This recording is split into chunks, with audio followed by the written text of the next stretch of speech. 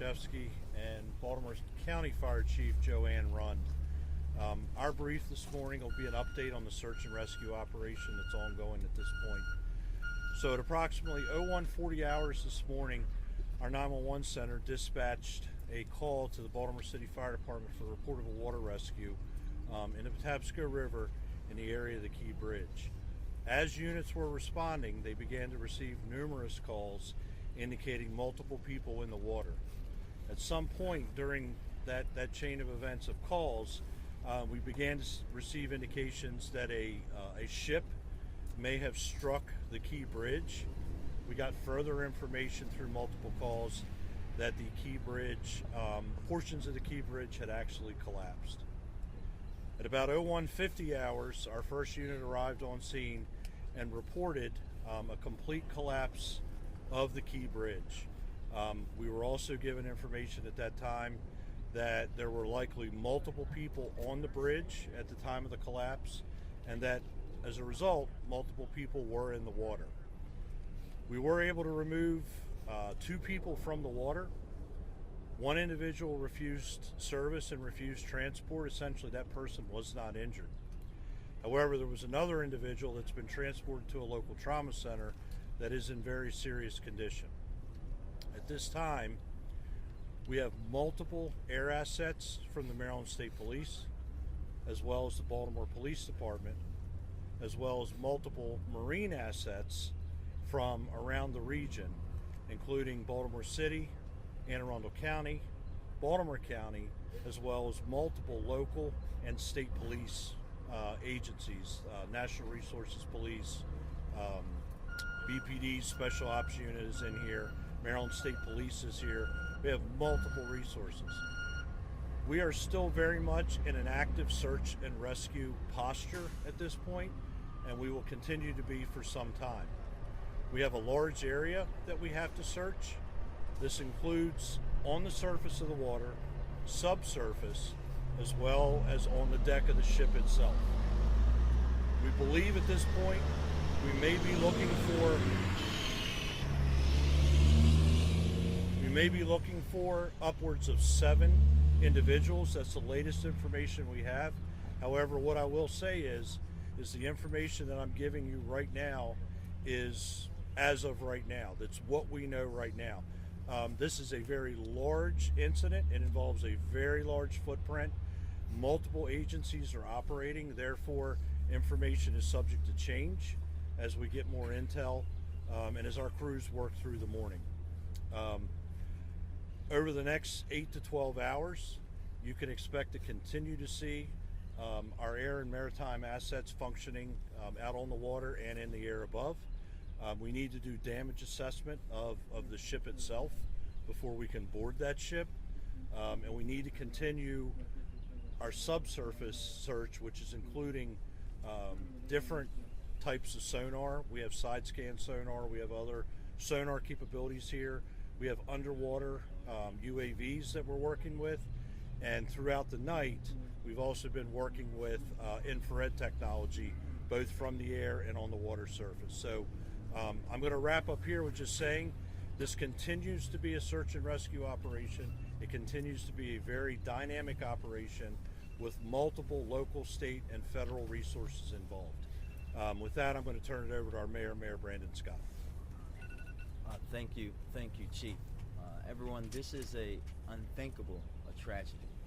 We have to first and foremost pray for all of those who are impacted, those families. Pray for our first responders and thank them, all of them working together, city, state, local, to make sure that we are working through this tragedy. This is an ongoing active research that we're having right now. We're going to continue, as you heard from Chief Wallace, throughout. As long as we have to be doing that, we will do it. But we have to be thinking about the families and people impacted, folks who we have to try to find and save. This is what our focus should be on right now. We're going to continue to work in partnership with every part of government to do everything that we can to get us through the other side of this tragedy. And with that, I'll turn it over to County Executive Bolshevsky. Thank you, Mayor Scott. I think we all awoke this morning to an unspeakable tragedy. As the mayor indicated, we know that there will be families and individuals impacted by this, regardless of what happens the rest of the way out. So I would just echo the mayor in lifting up prayers for those who are impacted, but also ask that our residents pray for our first responders. They have been on scene since very early in the morning, not only conducting initial search and rescue operations, but planning for additional ones as the sun comes up. And the work that they do cannot be understated. And I want to just thank them for all that they are doing and will do in the hours and days ahead. We know that we have a long road ahead, not just in the search and rescue, but in the fallout following this. I think we appropriately have our attention on the search and rescue efforts currently, and just here alongside our partners in the city to say that they have our full support, just as we want to thank our state partners for the resources they've offered up, as well as the federal partners who have already reached out. The mayor and I have talked to the governor. We've heard from the Secretary of Transportation. So collectively, we thank everyone for their thoughts, their well wishes. But again, this is a very active situation, and we want to just thank the chief and our teams for all the great work they're doing. And with that, I'll turn things back over to the chief. Thank you, County Executive Olszewski. We'll do some Q&A right now. Now we're just going to go around, have everyone present one question.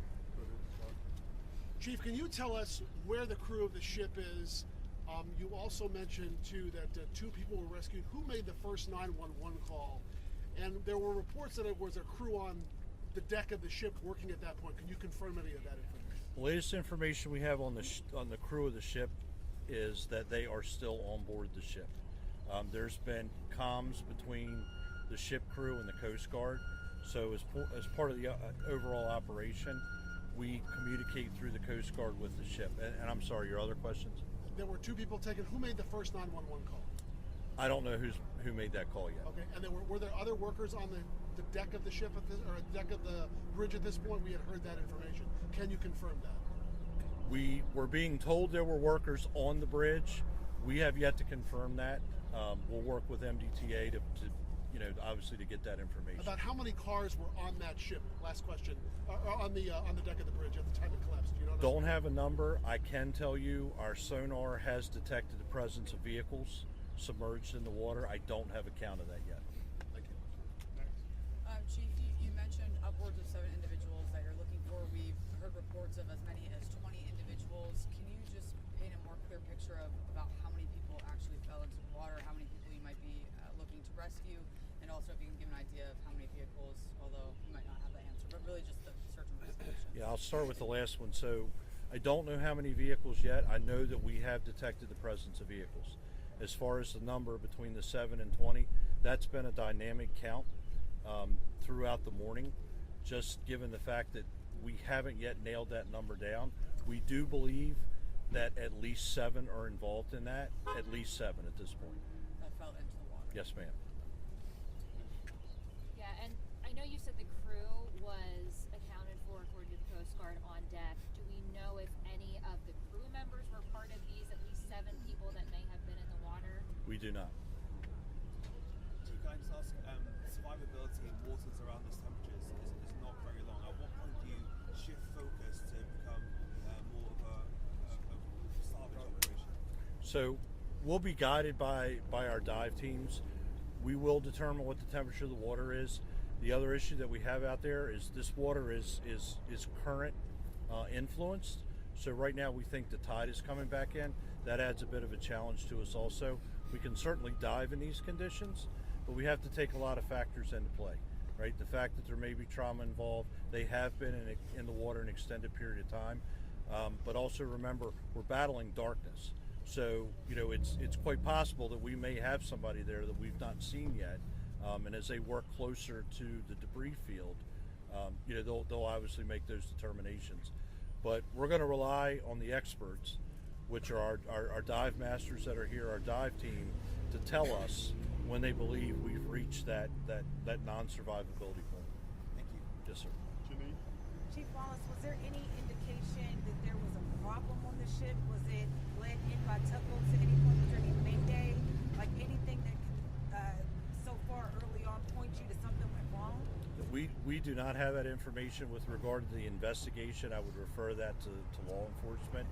My focus since 1:40 this morning has been that rescue operation. So far there's been no indication that any kind of like an emergency dispatch came from that ship beforehand? I have no information about that, ma'am. Have you been able to talk to the pilot, the American pilot on that bridge?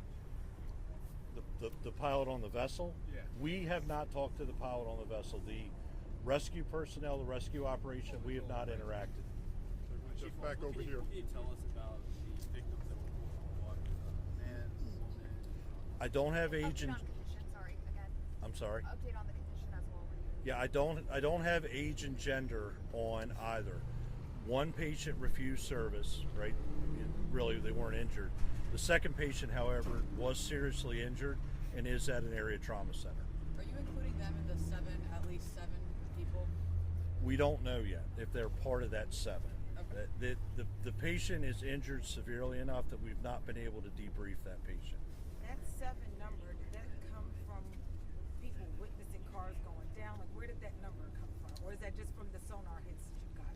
No, that was the initial information that we got as we were arriving on the scene, that number. And that number, again, as I said earlier, has fluctuated, right? But that 7 has been a consistent number. How many agencies are here assisting right now with this Oh, wow. recovery? Yeah, dozens. I mean, locally, fire department wise, Baltimore County's here, Howard County's here, Hartford was here, PG was here, Anne Arundel, of course, Baltimore City. And a lot of those agencies are here by virtue of the fact that they may have specialized equipment that we need during an incident like this.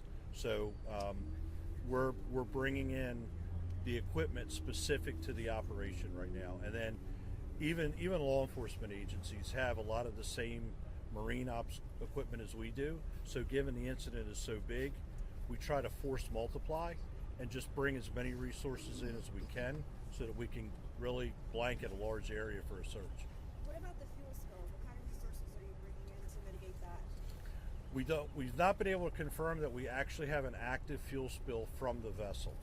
We've had odors of diesel fuel. The Maryland Department of the Environment is here, as well as the Coast Guard, so they would take leads on that as well.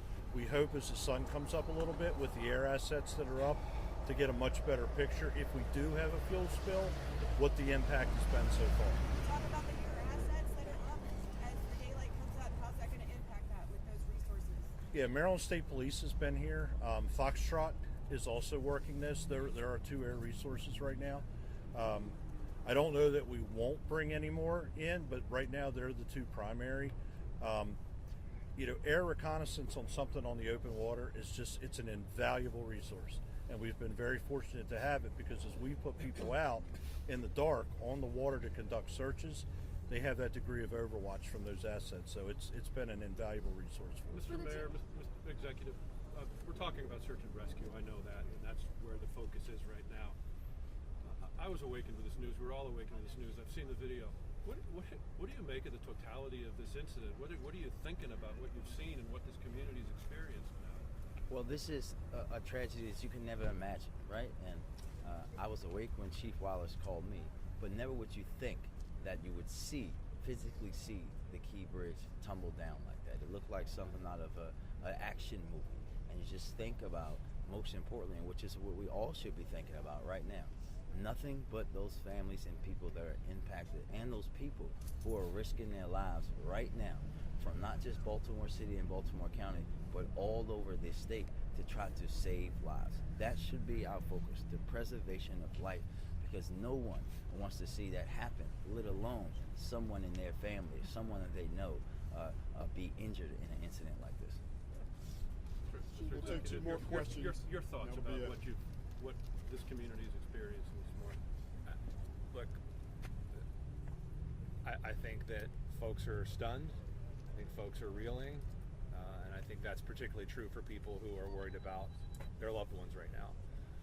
I think there'll be plenty of time to talk about what this bridge means to the community, what it means for commerce, but at the end of the day, right now this is about the humanity of people who are impacted and the men and women who are out there trying to save lives and recover folks off the bridge. So I think there'll be plenty of opportunity to talk about that. But really, right now and for the foreseeable hours ahead, this is really about focusing on the search and rescue efforts. And I want to just again thank the chief for his leadership and for all of the affiliated partners that we have working on this. Chief, are you guys looking at the fact that this could have been intentional, that this could be some kind of act of terrorism or intentionally hitting the bridge? That's not my focus here, ma'am. That's part of the law enforcement investigations. I would defer to the proper authorities for that. And actually, can I ask, we saw something similar to this happen in Philly when 95 came, a portion of that came down. I know you said that you guys have spoken to Secretary of Transportation, I'm assuming Buttigieg. Has he made any comment about the assistance like we saw in Philly being rushed through to get this taken care of? No, thank you. I spoke with Secretary Buttigieg directly. He and his team said that they're going to obviously work with us throughout this incident and work with not just the city and county, but really the state of Maryland to make sure that we have every resource that he and the federal government can provide. How long is it going to take to rebuild this, Mayor? I think right now, sir, listen, we shouldn't even be having that discussion right now. The discussion right now should be about the people, the souls, the lives that we're trying to save. There will be a time to discuss about a bridge and how we get a bridge back up. But right now, there are people in the water that we have to get out, and that's the only thing we should be talking about. Well, To go back to the question about the terrorism, there is absolutely no indication that there's any terrorism, that this was done on purpose. Our criminal intel is working with the FBI and other federal and state agencies to get all the intel that we have, but there's absolutely no indication that it was intentional. Thank you, everybody. Okay, I want to thank you all. I will be advising you, updating you on the next briefing. Took me a couple hours. Will that be here, Kevin?